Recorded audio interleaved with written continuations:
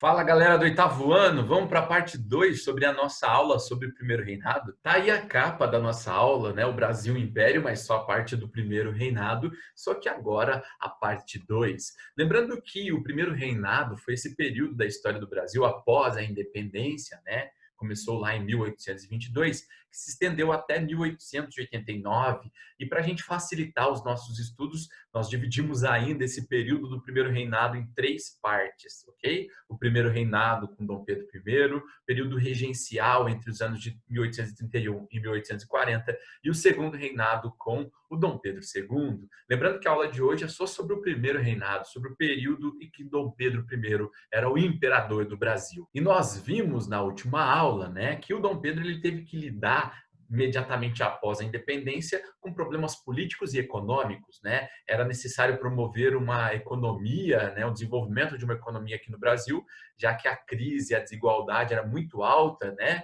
Por conta da crise do açúcar, da crise dos minérios, né? E também pela concorrência que o charque e o couro brasileiro enfrentavam. A gente viu que Dom Pedro teve que enfrentar também a garantia da posse sobre o território nacional, né? Com revoltas na região norte, na região nordeste e no sul, só que o sul é tema da aula de hoje. E Dom Pedro teve também que lidar com o reconhecimento internacional da independência. Lembrando que o primeiro país a reconhecer foi os Estados Unidos, com interesses econômicos, né, nas terras brasileiras, e posteriormente Portugal, mediado pela Inglaterra, reconhece, né, a independência do Brasil, através também de 2 exigências: pagamento de uma multa de 2 milhões de libras esterlinas, né, e também a entrega do cargo simbólico de imperador honorário do Brasil a Dom João VI. E a gente fechou a nossa última aula estudando a elaboração da primeira Constituição brasileira, o primeiro conjunto de leis do Brasil, né? A Constituição de 1824. Nessa Constituição, a gente pôde observar, né, que houve primeiramente uma tentativa ali de elaborar uma Constituição aos moldes mais democráticos ou com uma participação ali de uma parcela da população, né? Esse projeto de Constituição elaborado lá por senadores ficou conhecido como Constituição da Mandioca, justamente porque atribuía o direito, né, de cidadania de acordo com um valor estabelecido a partir do valor da farinha da mandioca, né? E o critério, né, para se estabelecer o voto e a cidadania era do voto censitário. O voto era permitido conforme a renda do sujeito. E a gente percebeu que esse projeto ele era um projeto liberal, né? Propunha, por exemplo, a independência das províncias, né? A criação de 3 poderes: legislativo, executivo e judiciário. Entretanto, olha lá, o projeto não permitia a centralização do poder em Dom Pedro I, né? E o que aconteceu foi que essa Constituição defendida pelo Partido Brasileiro sofreu forte oposição do imperador e do Partido Português. Um exemplo disso foi a chamada Noite da Agonia. Lembra disso? Dom Pedro fecha o parlamento, manda prender os opositores, né, que são muitos deles até exilados. E o processo da constituição da Constituição, ou seja, da criação da Constituição, é estabelecido de forma outorgada, ou seja, imposta, né? A Constituição imposta aos brasileiros foi a Constituição de 1824, que estabelecia uma monarquia constitucional com o catolicismo como a religião oficial do Império e não com 3 poderes, mas com 4 poderes. Além do legislativo, executivo e do judiciário, existia ainda o poder moderador, exercido por Dom Pedro e que podia interferir e gestar, né, sobre os outros 3 poderes. Bem, nós fechamos ainda, né, aquele período ali percebendo que a oposição contra essa Constituição autoritária de Dom Pedro aconteceu na região de Pernambuco, já que Dom Pedro nomeou ali um presidente de província conforme a Constituição permitia, né, que não era uma liderança de Pernambuco. E os liberais lá em Pernambuco, né, ligados ao Partido Brasileiro, promoveram uma revolta, né, tentaram fundar ali um novo país, um país republicano chamado Confederação do Equador. Dom Pedro não aceitou, não reconheceu a Confederação do Equador e ainda enviou tropas para lá, né? Líderes foram presos e julgados. Exemplo disso, Cipriano Barata e Frei Caneca, que foram condenados à morte. Bem, e na aula de hoje, o que a gente vai ver? O que tem de novidade? Na aula de hoje, a gente vai ver uma outra revolta, uma outra contestação a Dom Pedro, mas na região sul do país. Olhe com atenção para o mapa, olha esse mapa ali, ó. A gente tem abaixo do Rio Grande do Sul, ok? Uma outra província, um estado da época do Brasil Império, chamado Província Cisplatina. Foi na Província Cisplatina que pouco tempo depois, né, o imperador voltou a ter problemas para preservar as fronteiras nacionais. Mas vamos entender um pouco mais sobre essa região. Bem, o local da província Cisplatina atualmente seria ali o equivalente ao Uruguai, tá? E durante muito tempo, essa região era uma colônia espanhola. Entretanto, em 1817, a mando de Dom João VI, né, o rei de Portugal, essa província, essa região foi invadida, né? Ela que pertenceria teoricamente aos espanhóis, foi invadida pelos brasileiros a mando de Portugal, tá? E essa região ela é muito importante porque ela é estratégica. Por ela, né, passa o Rio da Prata, que dá acesso a importantes rios navegáveis do interior da América do Sul, como os rios Paraná e o Rio Paraguai. Após a independência do Brasil, em 1822, tá, um país vizinho ao Brasil, chamado de Províncias Unidas do Rio da Prata, onde atualmente é a Argentina, tá, esse país vizinho, ele tentou negociar com o Brasil a província da Cisplatina. E, obviamente, o governo brasileiro de Dom Pedro I se negou a ceder os territórios e isso deu início a um conflito entre o Brasil e a Argentina, tá? Dom Pedro, obviamente, sem exército, recorre à Inglaterra, pedindo tanto apoio, né, financeiro quanto apoio militar. Entretanto, os habitantes da província cisplatina conseguem vencer os brasileiros, ok? E vencer ainda também os argentinos e fundar um novo país chamado República Oriental do Uruguai.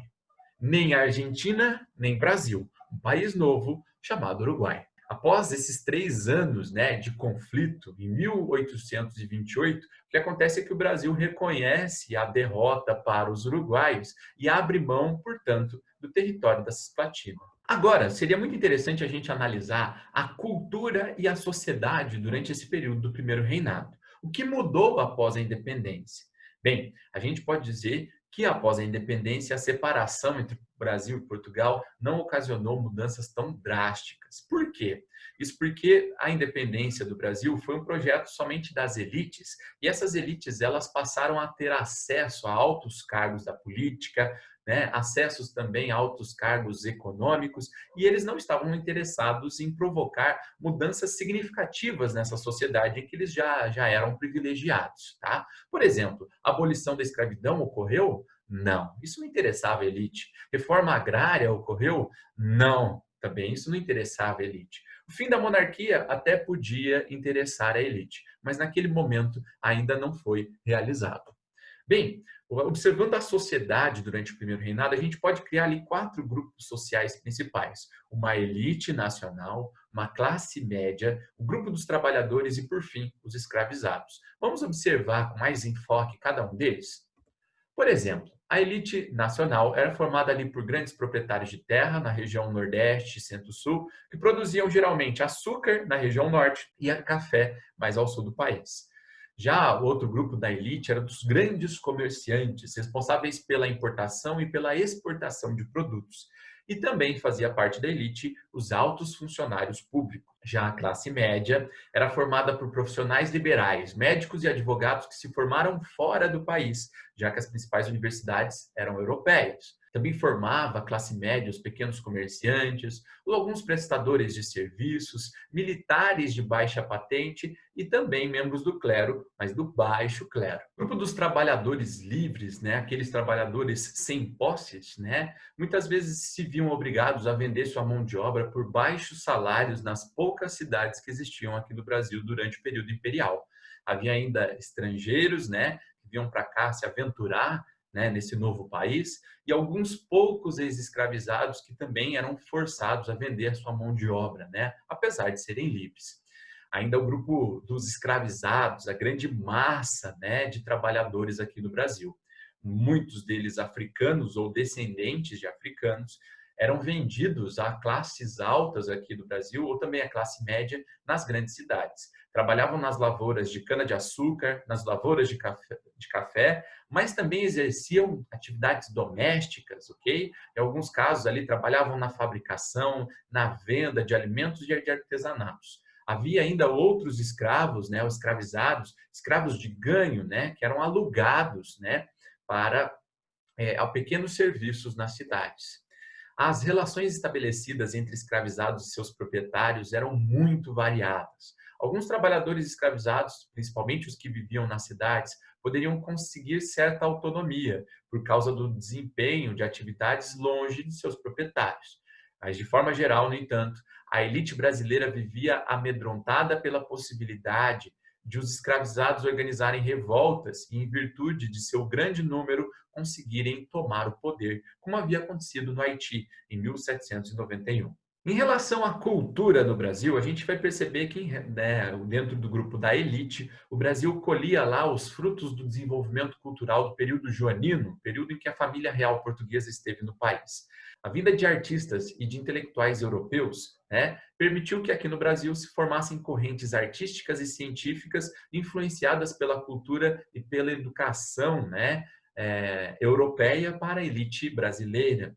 Era muito comum aqui no Brasil encontrar nas grandes cidades apresentações teatrais estrangeiras, faladas em francês, em inglês ou italiano. Obviamente, só participava, só conseguia ver, né, assistir a essas peças quem tinha, no caso, formação nessas línguas, tinha conhecido esses outros países, ou seja, a elite. Já em relação à educação, a gente percebe, né, que com a presença de Dom João VI aqui no Brasil, havia se criado, né, nas terras lusitanas da América, o ensino superior. Isso acabou impulsionando o estudo do direito aqui no Brasil. Entretanto, o direito era frequentado, né, o curso de direito era frequentado apenas pelos homens. Cabia às mulheres da elite, né, das classes altas, receber uma educação voltada para o desenvolvimento de suas habilidades artísticas em casa, como as damas europeias, e resguardavam-se para o casamento.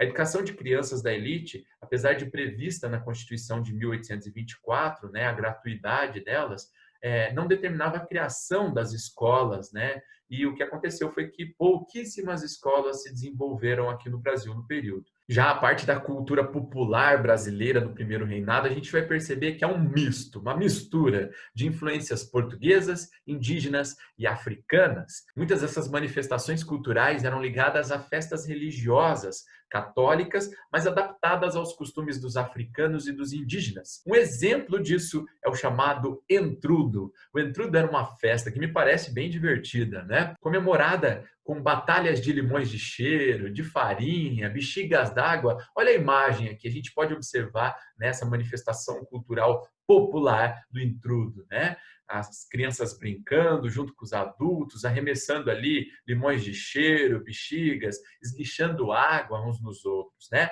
O entrudo, posteriormente, ele deu origem ao carnaval, ok?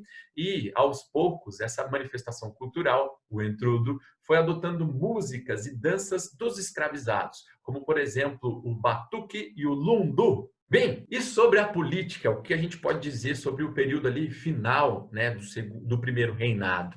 Nós podemos dizer que o Dom Pedro ele estava se dando era muito mal, tá? Os empréstimos realizados por ele, né, à Inglaterra, para vencer, tentar vencer a Guerra da Cisplatina, para conseguir o reconhecimento da independência, o combate às revoltas na região norte, tudo isso gerou uma ampliação, tá, da dívida externa brasileira.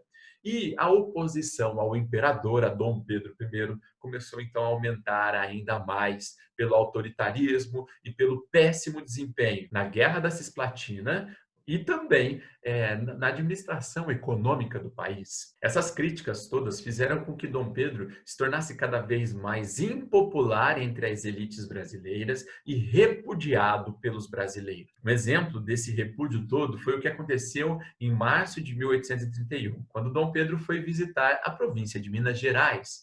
Chegando lá, ele foi recebido com protestos pela morte de um de seus principais críticos do governo, o jornalista Líbero Badaró. Ao retornar triste de Minas para o Rio de Janeiro, né, o Dom Pedro I ele foi recebido por uma festa organizada pelos portugueses, pelo Partido Português. Essa festa ficou conhecida como Noite das Garrafadas. Põe uma imagem dela aí para a gente ver. Vai! Mas não foi essa noite aqui das garrafas ou das garrafadas, não. O que aconteceu foi que essa festa, produzida pelos portugueses, né, foi interpretada pelos brasileiros como uma ofensa, já que a condição do país estava muito ruim, muito má. E, apesar da festa para Dom Pedro, o que aconteceu foi que portugueses e brasileiros, ou membros do Partido Português e membros do Partido Brasileiro, se envolveram em confrontos nas ruas do Rio de Janeiro durante 3 dias. E o embate, né, dessas noites aí entre portugueses e brasileiros é que deu origem ao fenômeno, ao evento histórico Noite das Garrafadas. Após a Noite das Garrafadas, o Dom Pedro, de fato, ele tentou até se aproximar dos brasileiros, nomeou vários dos brasileiros para compor um ministério no seu governo, entretanto, foram destituídos do cargo e, em seu lugar, Dom Pedro nomeou amigos. Tá? E o que aconteceu? Mais protestos. Cada vez mais, né, era insustentável a presença de Dom Pedro aqui como imperador do país. Observando a imagem, a gente pode chegar à conclusão de que, diante da crise política e econômica generalizada, Dom Pedro resolveu atender aos pedidos dos portugueses, né, e retornou para a Europa após a morte do seu pai, em 1831. Dom Pedro I abdicou do trono brasileiro em favor do seu filho, o Pedro de Alcântara, que na época tinha 5 anos e é representado ali na pintura sentado no colo da mãe, tá? Triste, observando o pai entregando a carta ali, né, de abdicação do trono, né? Como o herdeiro, o Pedro de Alcântara, tinha apenas 5 anos e, portanto, era menor de idade, né? Ele não podia assumir o poder do Brasil. O Brasil foi governado por regentes até Pedrinho, Pedro de Alcântara, virar Pedrão, o Dom Pedro II. Mas essa parte, né, dos regentes ou do segundo reinado, isso tudo já é outra história. A gente encerra por aqui, vai também exercícios para você resolver, ok? E qualquer dúvida eu estou à disposição. Um beijo e até a próxima aula.